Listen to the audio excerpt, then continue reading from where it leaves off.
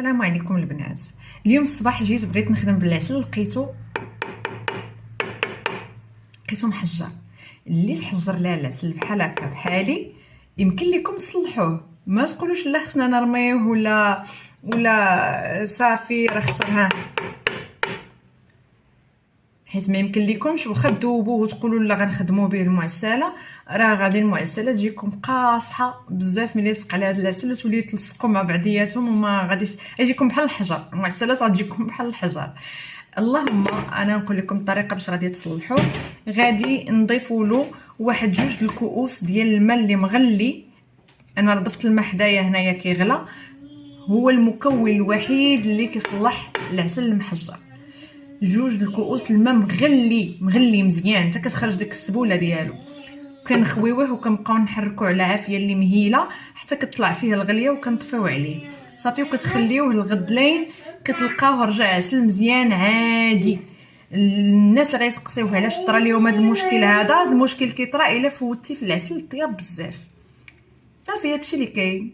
هانتوما كيف كتلاحظوا ها هو بدا كيذوب. باش غادي نزيدو عليه داك الماء المغلي اللي قلت لكم. الا كان ولا لكم هكا حجره بحال اللي عندي انا كديروا 2 الكؤوس ديال الماء مغلي.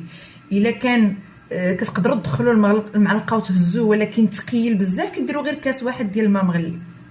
ها هو الماء هنايا غليته، غادي نعبر 2 الكؤوس ديال العنبه وغنخويه. نتوما خوتي انا غنخوي الكاس الاول وغادي نزيد الكاس الثاني صافي، ونحسب عليه واحد شويه بد ما يدير فيه الغليه ونطفي.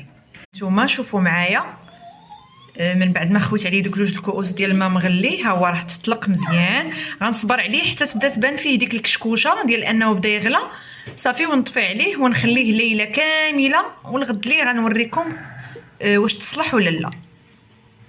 صافي غير يبان لكم ولا بحال هكا كيغلى وطفيو عليه البوطه وخليوه حتى الصباح ان شاء الله غادي تلقاوه ولا عادي. انا غدا نشاركو معكم. ها نتوما خوتي بعد ما صلحنا العسل انا خليته ليله كامله. شوف شوف شوف شوف خاطر وزوين فن فن فن فن، يعني راه ما تخافوش منه تقولوا تحجر صافي راه مشى، هو كيرجع عادي وملي تيبات ليله كيولي معلك وزوين.